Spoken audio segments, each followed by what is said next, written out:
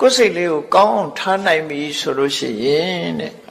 အမေဖေကမပေးနိုင်တဲ့စိတ်စိမ်ချမ်းသာတောင်းကိုယ့်ကိုထိမ့်သိမ့်လိုက်တဲ့စိတ်ကောင်းလေးကပေးနိုင်တယ်ဖန်တီးပေးနိုင်တယ်အင်ကြီးဝါပိဿညာတဲ့ကဆွေတွေမျိုးတွေကကိုယ့်အကောင်းဆုံးဖြစ်အောင်ကိုယ်မလုပ်မပေးနိုင်ပြီပဲဟောဒီစိတ်လေးကလုပ်ပေးနိုင်တယ်လို့သမ္မာပဏိတံစိတ်တံ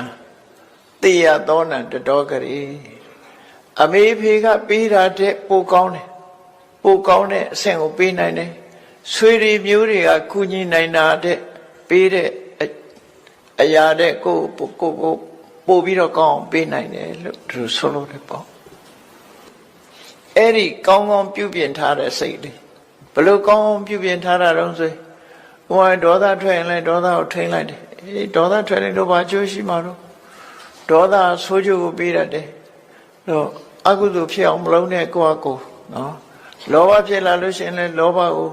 စေနာဆင်ញဉဏ်နဲ့ထိန်းနိုင်တယ်မောဟဖြစ်လာလို့ရှိရင်လည်းပျောက်ကင်းအောင်ထိန်းသိမ်းအဲ့ဒါလို့ထိန်းနိုင်လို့ကောင်းသွားတဲ့စိတ်ကလေးအားတဲ့အမေဖေကမပေးနိုင်တဲ့စိတ်စိမ်ချမ်းသာတောင်းဒီကိုယ့်ကိုထိန်းသိမ်းလိုက်တဲ့စိတ်ကောင်းလေးကပေးနိုင်တယ်ဖန်တီးပေးနိုင်တယ်